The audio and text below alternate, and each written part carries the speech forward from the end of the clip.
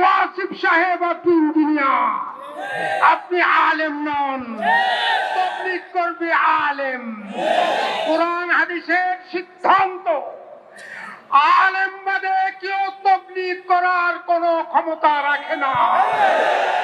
যদি কোনো মূর্খ দাওয়াত ও তাবলীগ করে, তাইলে তার নেতৃত্বে তাবলীগটা পদভ্রষ্ট হবে, পদস্খলনে যাবে।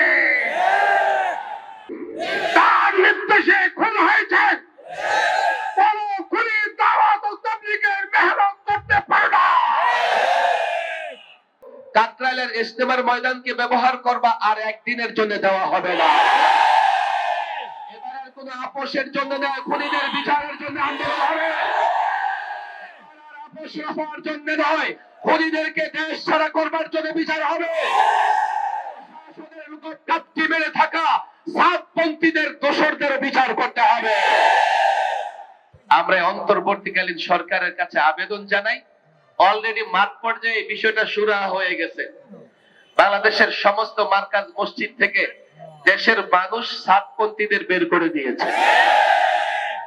এখন যদি প্রশাসন কোন প্রজ্ঞাপন জারি করে, এখন যদি প্রশাসন কোন ভাগাভাগি করবার চেষ্টা করে, তাহলে এই সিদ্ধান্ত হবে দেশের মানুষের বিরুদ্ধে একটা সিদ্ধান্ত। বলবে ৭১-এ তারা আমাদের সহযোগিতা করেছে। হ্যাঁ, তোমরা তোমাদের স্বার্থে সহযোগিতা করেছো। যুবক যখন পাশের বাড়ির ভাবিকে সহযোগিতা করে আর লোকেরা জানতে পারে তার মতলব খারাপ, তো সহযোগিতার পরেও তাকে জুতা পেটা করতে ছাড়ে না। তোমরা তোমাদের স্বার্থে ৭১-এ সহযোগিতা করেছো এবং ফেসিবাদীরা তোমাদের এতটা দিয়ে রেখেছে, এতটা দিয়ে গেছে, তারা বলেই গেছে।